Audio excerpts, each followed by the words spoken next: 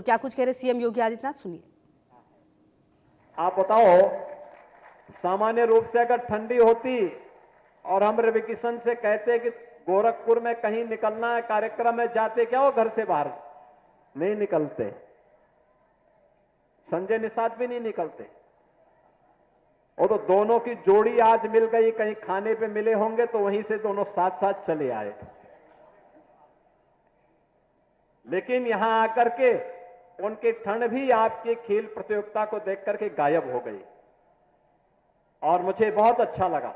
लेकिन अगली बार से ये प्रतियोगिता पहले नगरीय क्षेत्र में हम 2 स्तर पर करेंगे, स्कूल स्तर पर भी और वार्ड स्तर पर भी। स्कूली बच्चों के लिए, चाहे वह बेसिक के हों, माध्यमिक के हों या उच्च शिक्षा के या विश्वविद्यालय के, इनकी 3 चरणों में 3 प्रकार की प्रतियोगिताएं, बालक और बालिकाओं में अलग अलग खेल की प्रतियोगिताओं को तो हम संपन्न करेंगे ही, संपन्न करने के साथ वार्ड स्तर पर भी कामकाजी लोगों के लिए और जो अवकाश प्राप्त हो चुके हैं उनके लिए भी कुछ खेल की प्रतियोगिताओं को हम आयोजित करेंगे।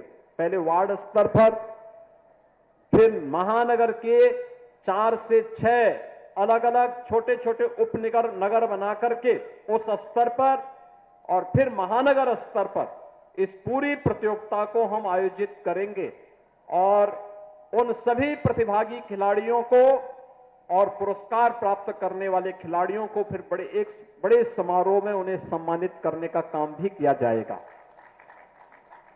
ऐसे ही गोरखपुर में सांस्कृतिक कार्यक्रम के लिए भी हम लोगों ने कहा है, ये जनवरी प्रथम सप्ताह में प्रतियोगिता होगी जिसमें कला की अलग अलग विधाओं के बारे में, गायन है, वादन है, नृत्य है, नाट्य है, इन सब की प्रतियोगिताएं आयोजित होंगी।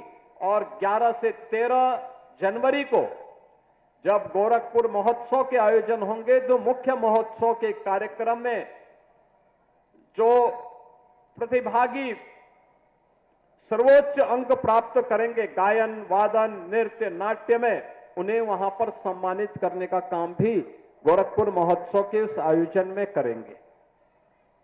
बहनों और भाइयों, आज खेल और खेलकूद की प्रतियोगिता के बारे में पिछले 11 वर्ष के अंदर भारी परिवर्तन हुआ है।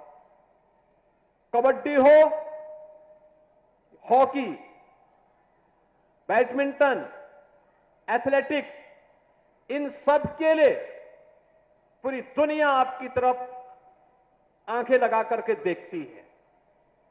ओलंपिक हो, एशियाड हो, कॉमनवेल्थ हो, वर्ल्ड चैंपियनशिप हो, इन सभी खेलकूद की प्रतियोगिताओं में इन प्रतिस्पर्धाओं की एक नई मांग और एक नई प्रतिस्पर्धा यहां पर खड़ी हो चुकी है। और इसी को ध्यान में रख करके सरकार ने तय किया कि हर गांव में एक खेल का मैदान होना चाहिए। देखिए, ये स्पोर्ट्स कॉलेज का कैंपस है, कितना भव्य स्टेडियम का निर्माण यहां पर भी हो रहा है। रीजनल स्पोर्ट्स स्टेडियम में भी पहली बार पक्का स्टेडियम बन रहा है। बहुत भव्य 63 करोड़ रुपए की लागत से स्टेडियम का निर्माण हम वहां पर करने जा रहे हैं। और गोरखपुर में बेलीपार के पास, वहां पर भी हम लोग एक इंटरनेशनल स्टेडियम का निर्माण करने जा रहे हैं, जहां इंटरनेशनल स्पोर्ट्स की प्रतिस्पर्धा को आगे बढ़ा करके गोरखपुर और पूर्वी उत्तर प्रदेश के नौजवानों को खेल और खेलकूद की प्रतियोगिता में आगे बढ़ने का एक अवसर प्राप्त हो सके।